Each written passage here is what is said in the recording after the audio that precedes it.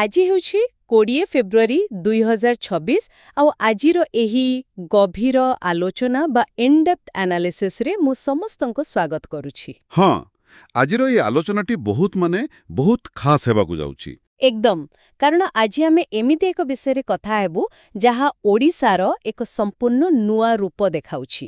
ଆଉ ଆମ ପାଖରେ ଏଥିପାଇଁ ବହୁତଗୁଡ଼ିଏ ଜରୁରୀ ଉତ୍ସ ବା ସୋର୍ସେସ୍ ମଧ୍ୟ ରହିଛି। ସୋର୍ସେସ୍ କହିଲେ ଆଜି ଆମେ ବିଶ୍ଳେଷଣ କରିବା ସଦ୍ୟତମ ଆର୍ଥିକ ସର୍ବେକ୍ଷଣ ରିପୋର୍ଟ 2025-26। ତା ସହିତ ବିଧାନସଭାର କିଛି ବିବରଣୀ ଏବଂ ତାଜା ତର୍କ ବିତର୍କ। ଠିକ୍ କହିଲେ। ଆଉ ତା ଛଡ଼ା ରାଜ୍ୟର ସାଂସ୍କୃତିକ ଖବର ଏବଂ ପାଣିପାଗ ବିଭାଗର କିଛି ଅତି ଗୁରୁତ୍ୱପୂର୍ଣ୍ଣ ସୂଚନା ମଧ୍ୟ ଅଛି। ମାନେ ଆମ ଲକ୍ଷ୍ୟ ହେଉଛି ଏସବୁକୁ ଯୋଡ଼ି ଗୋଟେ ବଡ଼ କାହାଣୀ ବୁଝିବା। ହଁ, ଗୋଟେ ଏମିତି ରାଜ୍ୟର କାହାଣୀ ଯେଉଁଠି ହଜାର ହଜାର ବର୍ଷର ପୁରାଣା ମନ୍ଦିର ଅଛି ଆଉ ତା ସାଙ୍ଗକୁ ଆର୍ଟିଫିସିଆଲ ଇଣ୍ଟେଲିଜେନ୍ସ ବା ଏଆଇର ପ୍ରୟୋଗ ବି ହେଉଛି। ଏହା ଏକ ଅଦ୍ଭୁତ ସମନ୍ୱୟ ପ୍ରକୃତରେ। ତାହେଲେ ଠିକ୍ ଅଛି, ଆସନ୍ତୁ ଏହାକୁ ଟିକେ ଖୋଲି ବିଶ୍ଳେଷଣ କରିବା। ନିଶ୍ଚୟ, କାରଣ ବର୍ତ୍ତମାନ ଓଡ଼ିଶା ଯେଉଁ ସ୍ଥିତିରେ ଅଛି ତାହା କେବଳ କିଛି ସରକାରୀ ତଥ୍ୟ ନୁହେଁ। ଆଉ କ'ଣ ତାହେଲେ? ଏହା ଏକ ସାମଗ୍ରିକ ବ୍ୟବସ୍ଥାଗତ ପରିବର୍ତ୍ତନ। ମାନେ ରାସ୍ତାଘାଟ, କ୍ଷେତ, କାରଖାନା ସବୁଠି ଏହାର ପ୍ରଭାବ ଦେଖିବାକୁ ମିଳୁଛି। ଆଉ ଏହି ପ୍ରଭାବର ସବୁଠାରୁ ବଡ଼ ଚିତ୍ର ଆମକୁ ମିଳୁଛି ଅର୍ଥନୀତିର। ହଁ, ଅର୍ଥନୈତିକ ସର୍ବେକ୍ଷଣ ରିପୋର୍ଟ ଉପରେ ନଜର ପକାଇଲେ ତାହା ସ୍ପଷ୍ଟ ଜଣାପଡ଼େ। ଏହି ରିପୋର୍ଟ ଅନୁସାରେ ରାଜ୍ୟର ଅର୍ଥନୀତି ପ୍ରାୟ 9.9 ଲକ୍ଷ କୋଟି ଟଙ୍କାରେ ପହଞ୍ଚିବାକୁ ଯାଉଛି। ଏଇଟା ଏକ ବିରାଟ ସଂଖ୍ୟା, କିନ୍ତୁ ଏଠି ଗୋଟେ ଖାସ୍ ଶବ୍ଦ ଅଛି ଯାହା ଉପରେ ଧ୍ୟାନ ଦେବା ଦରକାର। ଆପଣ ବୋଧହୁଏ ପ୍ରକୃତ ଅଭିବୃଦ୍ଧି ହାର ବା ରିଅଲ୍ ଗ୍ରୋଥ୍ ରେଟ୍ କଥା କହୁଛନ୍ତି। ଏକଦମ, ସେହି ରିଏଲ୍ ଗ୍ରୋଥ୍ ରେଟ୍ ଯାହାକି 7.9% ରହିଛି। ଏହାକୁ ଯଦି ଆମେ ସାଧାରଣ ଭାବେ ବୁଝିବା, ତେବେ ଏହାର ଅର୍ଥ କ'ଣ? ମାନେ ମୁଦ୍ରାସ୍ଫୀତି ବା ଦରଦାମ ବୃଦ୍ଧିକୁ ବାଦ୍ ଦେଲା ପରେ ବି ରାଜ୍ୟରେ ପ୍ରକୃତରେ ନୂଆ ସମ୍ପଦ ସୃଷ୍ଟି ହେଉଛି। ଆଉ ସବୁଠୁ ଖୁସିର କଥା ହେଉଛି ଆମର ଏହି 7.9% ହାର ଜାତୀୟ ହାରଠାରୁ ଅଧିକ। ଠିକ୍ କଥା, ଜାତୀୟ ହାର 7.4% ଅଛି। ତାଠାରୁ ଆମେ ଆଗରେ ଅଛି। ଆଉ ଇଏ ମୁଣ୍ଡ ପିଛା ଆୟ ମଧ୍ୟ ବଢ଼ିଛି ନା? ହଁ, ମୁଣ୍ଡ ପିଛା ଆୟ ଏବେ 1,86,761 ଟଙ୍କାରେ ପହଞ୍ଚିଛି। ବାଃ, ଏହା ଏକ ବଡ଼ ଲମ୍ପ। କିନ୍ତୁ ଏହା ପଛରେ କେବଳ ଶିଳ୍ପ ନାହିଁ। ବିଲକୁଲ ନୁହେଁ। ଏଠାରେ ସବୁଠାରୁ ଆକର୍ଷଣୀୟ କଥାଟି ହେଉଛି ଆମର କୃଷି କ୍ଷେତ୍ର। ହଁ, କୃଷି କ୍ଷେତ୍ରରେ ଏଥର ରେକର୍ଡ ହୋଇଛି ପ୍ରାୟ 150.5 ଲକ୍ଷ ମେଟ୍ରିକ୍ ଟନ୍ ଖାଦ୍ୟଶସ୍ୟ ଉତ୍ପାଦନ। କିନ୍ତୁ ଏହି ରିପୋର୍ଟରୁ ଆଉ ଏକ ଗଭୀର ସାମାଜିକ ପରିବର୍ତ୍ତନର ସୂଚନା ବି ମିଳୁଛି। ଆପଣ ମହିଳାମାନଙ୍କ ଅଂଶଗ୍ରହଣ କଥା କହୁଛନ୍ତି କି? ଏକଦମ, ମହିଳା ଶ୍ରମିକଙ୍କର ଅଂଶଗ୍ରହଣ ହାର ବା female labour force participation rate କଥା। ହଁ, ତାହା 37.6%ରୁ ସିଧା 48.7%କୁ ଡେଇଁଛି। ଏହି 11%ର ଡିଆ କେବଳ ଗୋଟେ ପରିସଂଖ୍ୟାନ ନୁହେଁ। ତାହେଲେ ଏହାର ପ୍ରକୃତ ପ୍ରଭାବ କ'ଣ? ଏହାର ଅର୍ଥ ହେଉଛି ଲକ୍ଷ ଲକ୍ଷ ମହିଳା ଏବେ ଅର୍ଥନୀତିର ମୁଖ୍ୟ ସ୍ରୋତକୁ ଆସିଛନ୍ତି, ରୋଜଗାର କରୁଛନ୍ତି। ଆଉ ଯେତେବେଳେ ମହିଳାମାନେ ରୋଜଗାର କରନ୍ତି, ପରିବାରର ଚିତ୍ର ବଦଳିଯାଏ। ଠିକ୍ କହିଲେ, ପରିବାରର ଖର୍ଚ୍ଚ ଶୈଳୀ ବଦଳେ, ବଜାରରେ ଚାହିଦା ବଢ଼େ ଏବଂ ଶିକ୍ଷା ସ୍ୱାସ୍ଥ୍ୟରେ ନିବେଶ ବଢ଼େ। ଏହା ପ୍ରକୃତରେ ଏକ ସାଂସ୍କୃତିକ ଓ ଆର୍ଥିକ ବିପ୍ଳବ। ଆଉ ଏହି ବିପ୍ଳବକୁ ଆଗକୁ ନେବା ପାଇଁ ଭିତ୍ତିଭୂମି ଉପରେ ବି ବହୁତ ଜୋର ଦିଆଯାଉଛି। ହଁ, ସାମୁଦ୍ରିକ ପରିବହନ ପାଇଁ 14ଟି ନୂଆ ଅଣପ୍ରମୁଖ ବନ୍ଦର ବିକାଶ କରିବାକୁ ସ୍ଥାନ ଚିହ୍ନଟ ହୋଇଛି। ମାନେ ଗୋଟିଏ ବନ୍ଦର ହେଲେ ତା ଚାରିପାଖରେ ଶିଳ୍ପ, ଗୋଦାମ ଆଉ ନୂଆ ସହର ଗଢ଼ି ଉଠେ। ତାହେଲେ 14ଟି ବନ୍ଦର ମାନେ ଓଡ଼ିଶା ଭବିଷ୍ୟତର ଏକ ବଡ଼ ଲଜିଷ୍ଟିକ୍ସ ହବ୍ ହେବାକୁ ଯାଉଛି। କିନ୍ତୁ ଏସବୁ ଭଲ ଖବର ଭିତରେ ବିଧାନସଭାରେ ଟିକେ ଅଲଗା ମାହୋଲ ଦେଖିବାକୁ ମିଳିଛି। ହଁ, ଶାସକ ଓ ବିରୋଧୀ ଦଳ ଭିତରେ ଜୋରଦାର ତର୍କ ବିତର୍କ ଚାଲିଛି। ଶାସକ ଦଳ ବା ବିଜେପି ପକ୍ଷରୁ ମୁଖ୍ୟମନ୍ତ୍ରୀ ମୋହନ ଚରଣ ମାଝୀଙ୍କ ଭିଜନ 2036 ଉପସ୍ଥାପନ କରାଯାଇଛି। ସେମାନଙ୍କର ଲକ୍ଷ୍ୟ ହେଉଛି 2036 ସୁଦ୍ଧା ରାଜ୍ୟକୁ $500 ବିଲିୟନ ଅର୍ଥନୀତିରେ ପରିଣତ କରିବା। କାରଣ ସେହି ବର୍ଷ ଓଡ଼ିଶା ଗଠନର 100 ବର୍ଷ ପୂରଣ ହେବ। ଆଉ 2047ର ବିକଶିତ ଭାରତ ଲକ୍ଷ୍ୟରେ ଓଡ଼ିଶା ଗୋଟେ ଗ୍ରୋଥ୍ ଇଞ୍ଜିନ୍ ହେବ ବୋଲି ସେମାନେ ଯୁକ୍ତି ରଖିଛନ୍ତି। କିନ୍ତୁ ବିରୋଧୀ ଦଳ ବିଜେଡିର ମତ ସମ୍ପୂର୍ଣ୍ଣ ଅଲଗା। ହଁ, ବିରୋଧୀ ଦଳ ନେତା ନବୀନ ପଟ୍ଟନାୟକ ଆଉ ଲେନିନ୍ ମହାନ୍ତି କଡ଼ା ସମାଲୋଚନା କରିଛନ୍ତି। ସେମାନେ କହୁଛନ୍ତି ଯେ ବିଜେଡି ସମୟରେ ଥିବା 9.6% ଅଭିବୃଦ୍ଧି ହାର ଏବେ କମିଯାଇଛି। ଆଉ ସେମାନଙ୍କ ଦାବି ଅନୁଯାୟୀ ନୂଆ ସରକାରଙ୍କ ଅଧୀନରେ ଋଣଭାର ବି 91,000 କୋଟି ଟଙ୍କା ବଢ଼ିଗଲାଣି। ସବୁଠାରୁ ବଡ଼ ପ୍ରଶ୍ନ ସେମାନେ ଉଠାଇଛନ୍ତି ଷ୍ଟାର୍ଟଅପ୍ ଇକୋସିଷ୍ଟମ ଉପରେ। ପୂର୍ବରୁ ଆମେ 6ଠ ସ୍ଥାନରେ ଥିଲୁ ବୋଲି କୁହାଯାଉଥିଲା, କିନ୍ତୁ ଏବେ 20ତମ ସ୍ଥାନକୁ ଖସି ଆସୁଛୁ ବୋଲି ବିରୋଧୀ କହୁଛନ୍ତି। ଏହା ନିଶ୍ଚିତ ଭାବରେ ଯୁବ ଉଦ୍ୟୋଗୀଙ୍କ ପାଇଁ ଟିକେ ଚିନ୍ତାର ବିଷୟ। ଏଠାରେ ଗୋଟେ କଥା ସ୍ପଷ୍ଟ କରିଦେବା ଭଲ ଯେ ଆମେ କାହାର ପକ୍ଷ ନେଉନାହୁଁ। ବିଲକୁଲ, ଆମେ କେବଳ ତଥ୍ୟକୁ ନିରପେକ୍ଷ ଭାବରେ ରଖୁଛୁ ଆମ ଶ୍ରୋତାମାନଙ୍କ ପାଇଁ। ଗୋଟିପଟେ $500 ବିଲିୟନ ସ୍ୱପ୍ନ, ଆଉ ଅନ୍ୟପଟେ ଋଣଭାର ଓ ର୍ୟାଙ୍କିଙ୍ଗକୁ ନେଇ ପ୍ରଶ୍ନ। ଆଉ ଗଣତନ୍ତ୍ରରେ ଏଇଭଳି ତର୍କ ବିତର୍କ ହବା ହିଁ ଦରକାର, ଯାହା ଶାସନକୁ ଅଧିକ ଦାୟିତ୍ୱବାନ କରେ। ଏକଦମ ସତ କଥା। କିନ୍ତୁ ଏହି ଆର୍ଥିକ ବିକାଶ ଭିତରେ ଏବେ ଏମିତି ଗୋଟେ ଖବର ଆସିଛି ଯାହା ବହୁତ ରୋଚକ। ଆପଣ ସେହି ମାଟି ତଳର ସୁନା କଥା କହୁଛନ୍ତି ବୋଧର? ହଁ, ଏଠାରେ ବିଷୟଟି ପ୍ରକୃତିରେ ବହୁତ ଆକର୍ଷଣୀୟ ହୋଇଯାଉଛି। ଖଣି ମନ୍ତ୍ରୀ ବିଭୂତି ଜେନା ବିଧାନସଭାରେ ଏକ ବହୁତ ବଡ଼ ତଥ୍ୟ ଦେଇଛନ୍ତି। ସୁନ୍ଦରଗଡ଼, ନବରଙ୍ଗପୁର, ଅନୁଗୁଳ, କୋରାପୁଟ ଆଉ ଦେଓଗଡ଼, ଏହି 5ଟି ଜିଲ୍ଲାରେ ବ୍ୟାପକ ସୁନା ଭଣ୍ଡାର ଠାବ ହୋଇଛି। ଖାସ୍ କରି ଦେଓଗଡ଼ର ଆଦର୍ଶ ରାମପାଲି ଅଞ୍ଚଳରେ ଏହାର ଦୃଢ଼ ପ୍ରମାଣ ମିଳିସାରିଛି। ଓଡ଼ିଶା ତ ଆଗରୁ କୋଇଲା ଆଉ ଲୁହାପଥର ପାଇଁ ପରିଚିତ ଥିଲା, ଏବେ ସୁନା। ମାନେ ଏହି ସୁନା ଖଣି ରାଜ୍ୟର ଅର୍ଥନୀତିକୁ ଗୋଟେ ନୂଆ ଦିଗ ଦେଇପାରେ। ଶାସନ ଦରକାର। ସେଇଥିପାଇଁ ବୋଧହୁଏ ସରକାର ବରିଷ୍ଠ IAS ଅଧିକାରୀମାନଙ୍କର ଅଦଳବଦଳ କରୁଛନ୍ତି। ହଁ, ଶିଳ୍ପ, ନଗର ଉନ୍ନୟନ ଏବଂ ଖଣି ବିଭାଗରେ ଏହି ପରିବର୍ତ୍ତନ କେବଳ ରୁଟିନ୍ ବଦଳି ନୁହେଁ।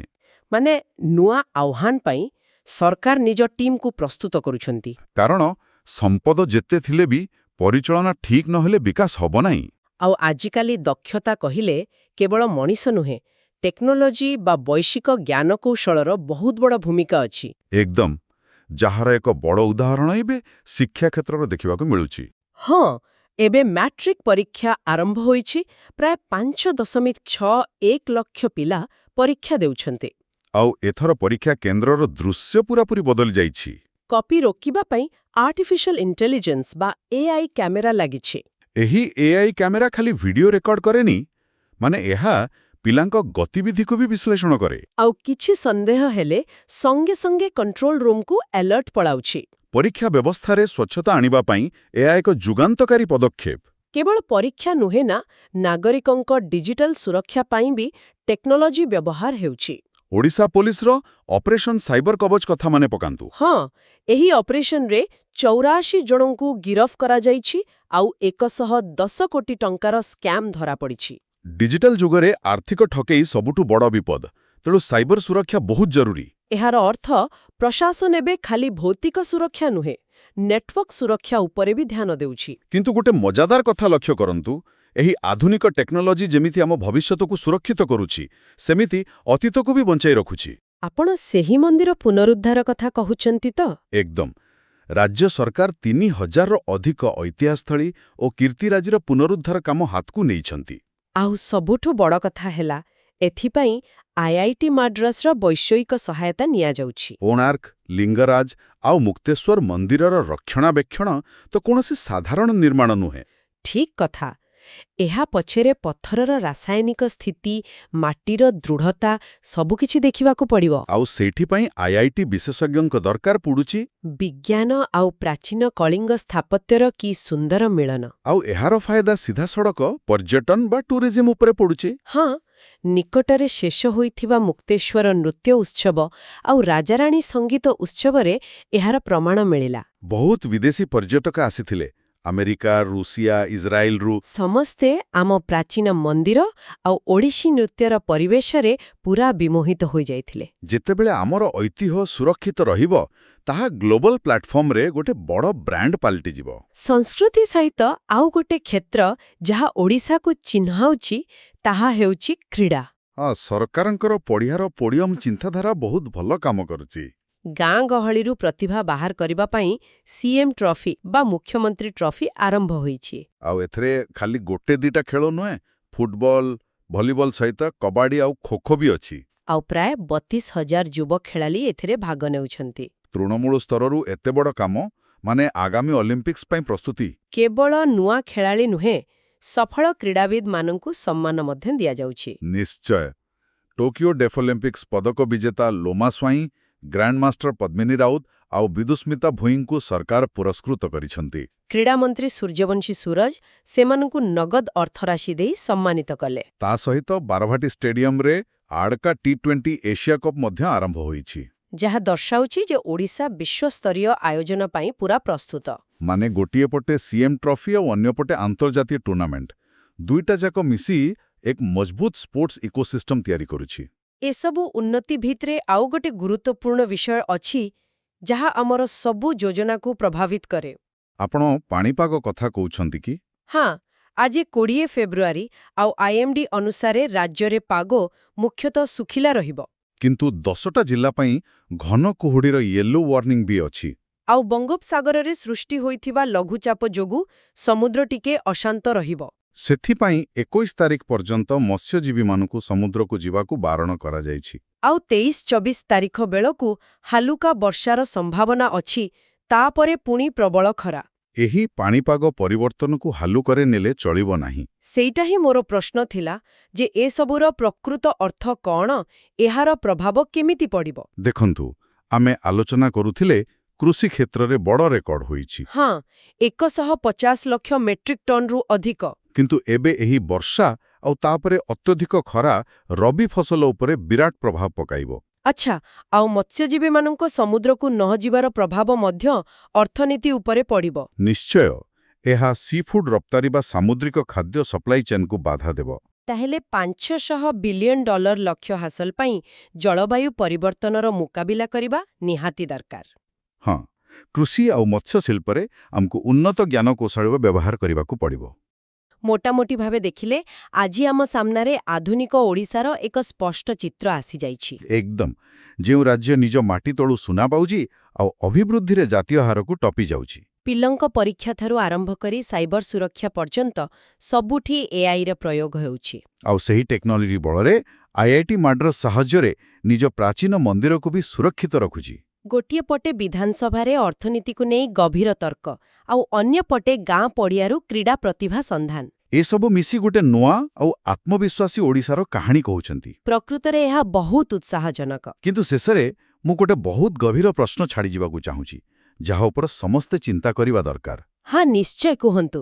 ଓଡ଼ିଶା ଯେତେବେଳେ 2036 ସୁଦ୍ଧା $500 ବିଲିୟନ ଆଡ଼କୁ ମାଡ଼ି ଚାଲିଛି ଆଉ ଚାରିଆଡ଼େ AIର ପ୍ରୟୋଗ କରୁଛି, ହଁ, ସେତେବେଳେ କ'ଣ ଏହି ବୈଷୟିକ ଜ୍ଞାନକୌଶଳ ଓଡ଼ିଶାର ପ୍ରାଚୀନ ସାଂସ୍କୃତିକ ପରିଚୟ ଏବଂ ସରଳ ଜୀବନଶୈଳୀକୁ ସମ୍ପୂର୍ଣ୍ଣ ବଦଳାଇ ଦେବ? ଏହା ଏକ ବଡ଼ ପ୍ରଶ୍ନ। ନା, ଆମର ପ୍ରାଚୀନ କଳିଙ୍ଗ ପରମ୍ପରା ଏହି ଆଧୁନିକ ଟେକ୍ନୋଲୋଜିକୁ ନିଜ ଢଙ୍ଗରେ ବାଟ କଢ଼ାଇବ।